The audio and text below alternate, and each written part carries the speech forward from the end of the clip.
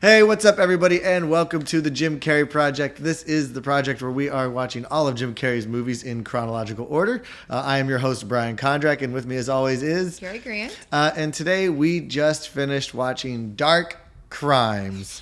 It was a 2016 movie directed by Alexandros Avranos. Screenplay by Jeremy Brock, based on True Crime by David Gran, the book. Starring Jim Carrey, Martin Koskas, Charlotte Gainsborough, Agatha Kuluza, Katie Utlin, Zimbwingeni, Zimakowski. No, the whole cast, please. The whole cast. That's who it is. So, released October 12th, 2016 in the Warsaw Film Festival, and then release date May 18, 2018 in the United States. So, interesting. What'd you think? I think you know what I think. It's a bunch of good. I don't even. Yeah, this was like. I mean, I don't even care for these type of movies, and this might be the worst one I've ever seen. Yeah, it is dark. It is grim. It is slow. It is amazing how long it took us to get nowhere at all. So the basis of this is that Jim Carrey plays a detective who finds is trying to open up a cold case, and the cold case happens to be identical basically to this novel that just recently came out or wasn't released, but it was from a writer who wrote other previous stuff. Right. So then he goes in this dark web of lies, and it's just what the hell. I mean, honestly, I don't really think there's a point even talking about it. I really don't. Because, it's just so bad. Mm-hmm. It's so slow. Yeah. So, physically dark also. I don't even it's just the whole thing. I mean, I'd like to talk about Jim a little bit and stuff, but, I don't know if anyone even wants to hear about this horrible movie. I mean, it'll keep people from wasting an hour and a half of their lives, I think. We could devote, 5 minutes to it, but let's not, because we could talk for as long as the movie was an hour and a half about every second. That is terrible. Yeah, it was not really a fun kind of ride. And I didn't do a whole lot of research until today about this movie. Uh-huh. And it's one of those ones that I kind of wish I had done more research on, knowing just what I was getting into. Would you have liked it better? No, but I would have been more prepared to have sit through this slog of a movie and understand that nothing is going to be fun about it. It sounds like it could be exciting. Yeah, Dark Crimes. Yeah. No, they really whoever did the marketing or the selling of it, to get it on into streaming, did a good job of convincing people that it was worth paying for and it was worth spending your time for. So obviously it was funded by Polish, it was a few different Polish. The Polish Film Festival. And everything was Polish. Yeah. And it was set in Krakow, I believe. It was set in Poland. Poland, yeah. Yes, it's set in Poland. I think probably most of the actors, if not all of them, are Polish, except for Jim Carrey. Mm-hmm. He probably got paid a lot of money to come be the one name in it. Yeah. And this in a essentially a Polish film. I mean, it's the premiere was in. It was the Poland, Warsaw Film Festival. So it must have done great there. Yeah. Because Jim Carrey's in it. Yeah, and the book apparently has good reviews, and I didn't know it was based on a book. That kind of makes it. Honestly, the story itself might not be bad. It might be okay, but they just didn't. It wasn't. I know it's a mystery, so you don't want to be clear on everything all the time. Right. But even when things were revealed, and it was obviously something was just revealed, I'd always be like, well, okay, wait, what was this again? When we stopped and. Go ahead. Yeah, one of my biggest qualms of you being confused, right? Yes. Every few minutes you'd be like, "What is this? What are we talking about?" Yeah. My biggest qualm with it is that because they're all Eastern European names, they all sound fairly similar. But then there's one guy, the main guy is the character's name is Kozlov, the writer. Kozlov. Yeah. But then they start calling him Christoph at a different time. That's his first name, isn't it? It's Christoph Kozlov. But then there was go by. If you're going to refer to him, refer to him the same way. I agree with that. It is that does get. And I was actually looking at some of the cast members are named the same as there's Peter, who is a cast member who played Victor, but then there's a character named Peter who's played by Vlad Ivanov, and it's like Kasia was the only female that I had a hard time keeping track of who was who, except for I didn't have Gregor. that hard of a time. Yeah. And I am Eastern European by descent. Yeah. Like, I'm Polish and Czech all the way. Yeah. So I actually I get what you were saying. Yeah. I actually never had a problem on who was who. Mm-hmm. It was just like, I think it was who was going after who. Right. Or who was, because Jim was like, he was after this Kosovo or whatever. Kozlov, sorry. Yeah. I keep saying Kosovo. Kosovo. I get the first, as long as I get the first initial, I usually I know who it is. Be all fine. I didn't say it correctly, but I don't know. I think I just kept reading more into, I kept saying Gregor's going to be in this somewhere. Really, right. Gregor wasn't. Yeah, he showed up 2 or 3 times, but only for like a few clips. He's the police chief, and he's like the one that has beef with Jim Carrey, but we never know what that beef was previously. He investigated the same murder before, and now Jim Carrey's like going behind everyone's back and doing it again. I'm gonna prove that it's like whatever. I mean, this is more of a terrible tragedy than it is a thriller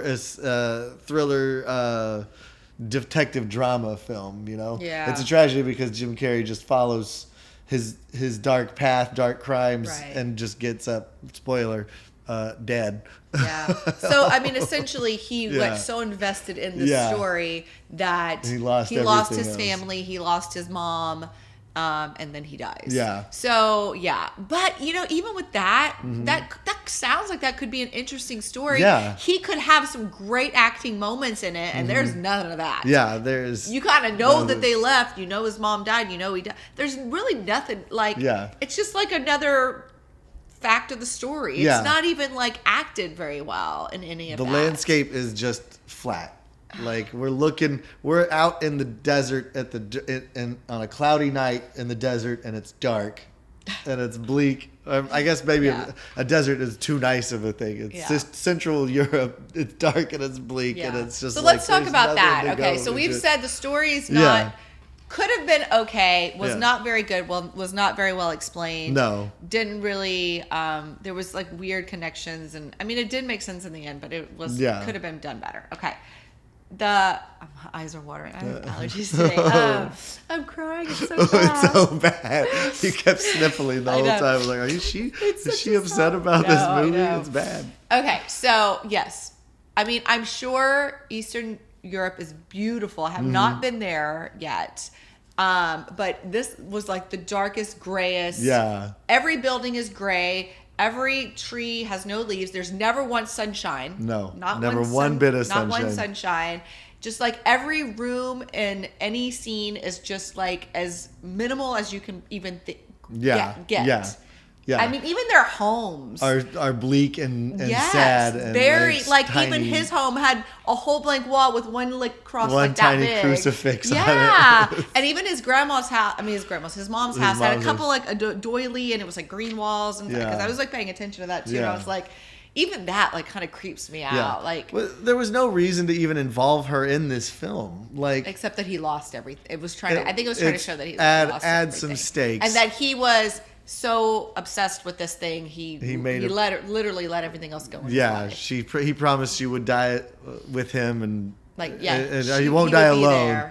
For her, but it's like she was old and alone, and like she lived alone. The odds are that's what you he's saying. Not going to be there the moment she dies. Yeah. Oh okay, my gosh. So like the whole movie's dark and gray and gloomy. Yeah. The acting was, I mean, and I don't want.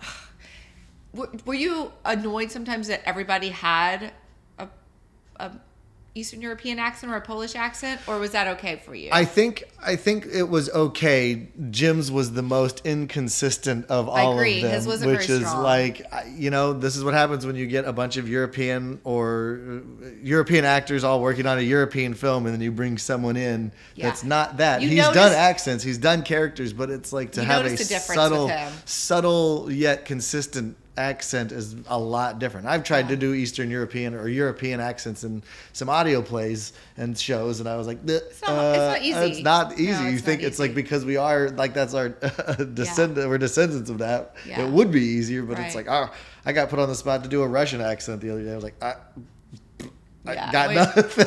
I got absolutely nothing for it.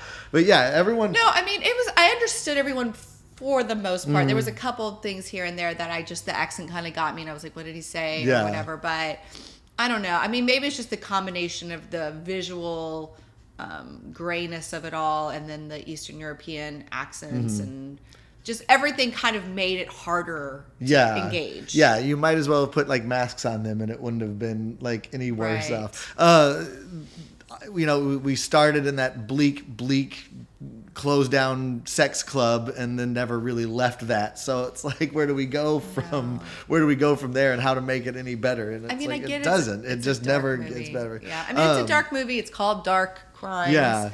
I just like to see something. It would be nice to have had something like Poland. There was no pacing. The pacing was flat the whole time. We never got anywhere. No. The thing that goes along with the accents and like the being kind of hard to understand things was that like it was also the hushed whisper tones most of the time. Yes. The guy who played Kozlov is probably the one that got the most emotional at any time. Yeah, but he was being creepy and manipulative and a sociopath.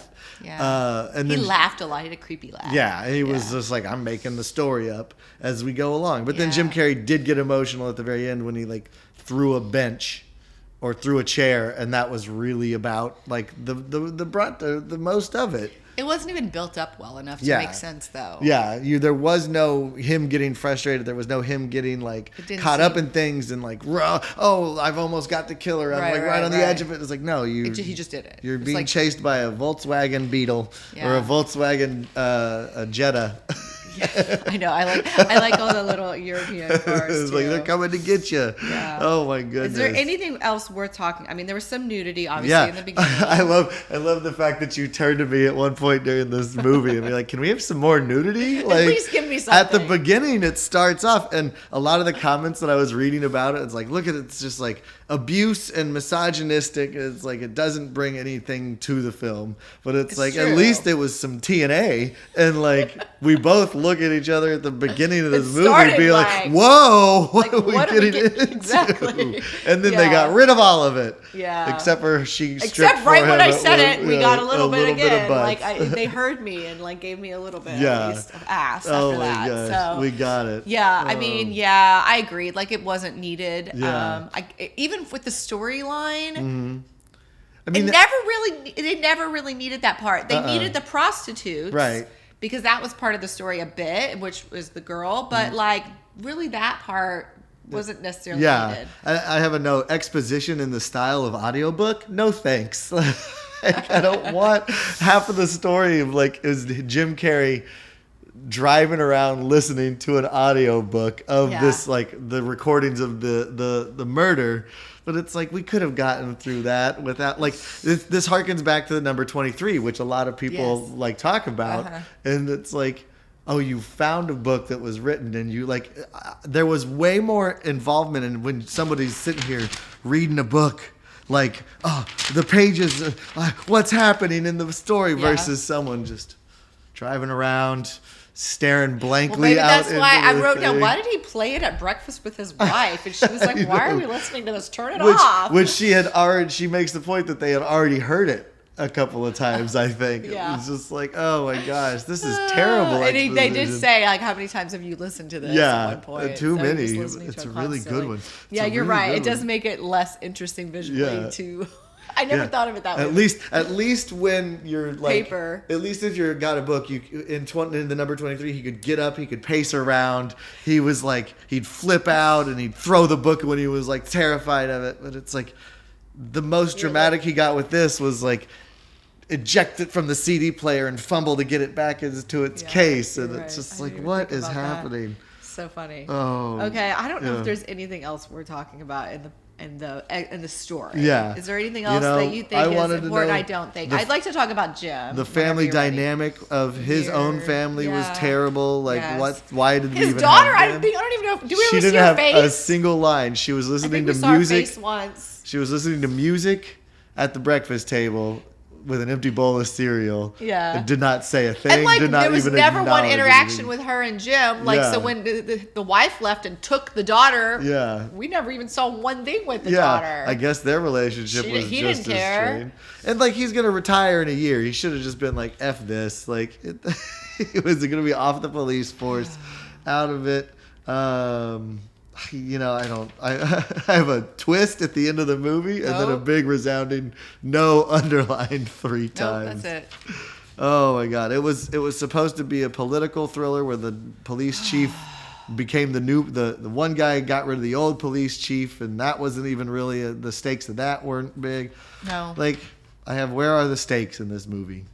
Yes. There are none. No. Okay, so why did Jim do this movie? That's a good question. From what I could read, I don't know. So I tried to see if he had interviewed or anything about it. I couldn't find anything. Just on a brief while we were watching, I looked, but maybe there's something out there. But I didn't see any like, oh, it's coming out. You want to talk about the movie kind of interviews? I didn't see anything. I don't know. It looks like a development on Wikipedia is that originally Christoph Waltz was going to be playing. Who was Wobliowski? Who the hell was Wobliowski? I don't know. Was there even someone named Wobliowski? Was that Tadek? Is that his character's last name? I don't know. I don't know who that's supposed to be. But then Christoph Waltz pulled out and Focus Features dropped out. Then announced Jim Carrey came in. It's so underwhelming about what was developing with this one and what happened. It was just like, what? Remind me, what's Roman the movie? Polanski was circling the project, but that doesn't make any sense. I don't know. It's so terrible. He's in Poland, isn't he? Yeah, I guess so. What was the movie we watched before this one? The Bad Batch that we just watched the other day or a couple weeks ago. Right. Yes. Yeah, where they were. So it hasn't. He had more character development in the Bad Batch than he did in this movie. Yeah, but he hasn't been doing great in movies lately, right? Yeah. I mean, am I kind of reading that right? In this late time period of mid 2010s, I mean, I Love You, Philip Morris in 2009. Didn't go well.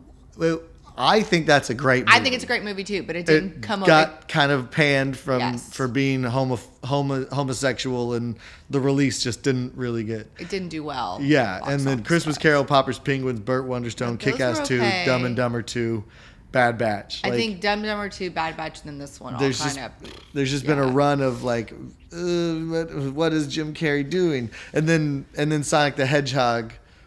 Well, that's 2000. That was 2020. That was last year. That was right before quarantine. Yeah. Was that February? Yeah, that was literally like the last thing we saw together so in theaters. Oh my gosh. So, I think he came back well with Sonic for sure. Like I don't know what he was doing here. I don't know if he needed money and they paid him well. I don't know what they paid him for this. I mean, maybe the story looks better on paper. Yeah. There's no other major actors or actresses in this movie.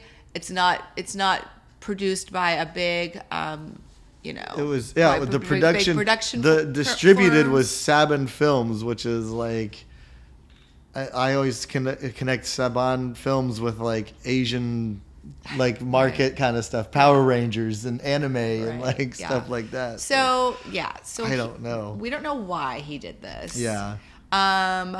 Maybe he liked the book. Maybe he thought the director Alexandros Arvanis was something that had done. He did. There was another movie that Alexandros did. But basically, this is the last movie he did for 3 years at least, because he probably filmed Sonic before that. But 3 years, except for Sonic, like he took a long break after this. Yeah. So I mean, was he disappointed in himself? Did he just think I need a break from acting for a while? I don't know. I don't know. I mean, he started with all the paintings and stuff. That's when Trump got elected. Yeah. So he started focusing a lot more on his political cartoons and his artwork and stuff. Maybe he just was like, I need a break with all this stuff. So this director won the Silver Lion for Best Director and Actor, or Best Director for the film Miss Violence in 2013. It's a Greek film. And it was at this. It also was at the 70th Venice International Film Festival. So this director had some sort of wherewithal under their belt, they knew it. The cinematography. The cinematography is not bad in it. Right. It's obviously the theme was dark. Yeah, dark, Polish, gritty, winter. Yeah, dark crimes. Nailed it. Yes, but there was never any shots that looked bad or there was nothing like that where it looked amateur. Yeah, framing was good, lighting was good. If it wasn't all dark, it was all dark, but it was the theme of the movie. Yeah. So yeah, I mean, I think the director there was probably a couple of long pauses and stuff. Maybe could have been shortened a bit, but I get what he was doing. Yeah. So I think that part was okay. Actually, I have a note about that. It says. Everyone sitting still is not dramatic tension. And then it's waiting for him to sign. I know which time you were talking about. Yeah, and the lawyer was kind of looked, and nobody else physically moved at all. It's so weird. And it was actually that scene was panned far enough back that you saw everybody. Yeah. Which there's no emotion. Where do you on the focus? face. Who do you focus on? You don't see any facial stuff. Yeah, exactly. So let's talk about Jim Carrey. What's your take on Jim Carrey on this one? So I wrote that I could have done this movie in place of Jim Carrey. That's how bad I think he did. Shit. Not saying that I'm bad as well, but I mean, his acting was just, it could have been any B-list actor. Yeah. Doing that role, and it would have been exactly the same. There was nothing there. It was just flat, and it's we always talk about Jim Carrey can act in his eyes, he can tear up, he can create these emotional moments, and it's either that he didn't have the opportunity or he was just so disconnected from the story because he was as confused as we are that it was just where do you find the moments to create humanity and create a character in this movie? The thing is, we always like those moments when Jim does that. Yeah. But there's always a build-up to that as well. And so even if they would have thrown that in there, if they would have done a close-up, and he teared up a little bit right at the end, but it was too late. There wasn't enough, we weren't invested enough for it to work. Yeah. You know? I'm glad this ended the way it did. Because with him dying. Because the only person that had any redeemable qualities was the woman who kept getting abused and kept getting raped and kept getting she's gonna get away scot-free for everything basically, and it's good on her, she did it. Yeah. It's I don't know how she's gonna get away with his body being in her brothel room. But I don't have any idea either. Yeah, it's not like she doesn't have some connections. She now does have connections. People doing things. So, what did you think about Jim's acting? I am in the same boat 100%. That it's there was no growth, there was no change, there was nothing. Losing everything didn't affect anything. We didn't see him really didn't seem to care about his wife and his family.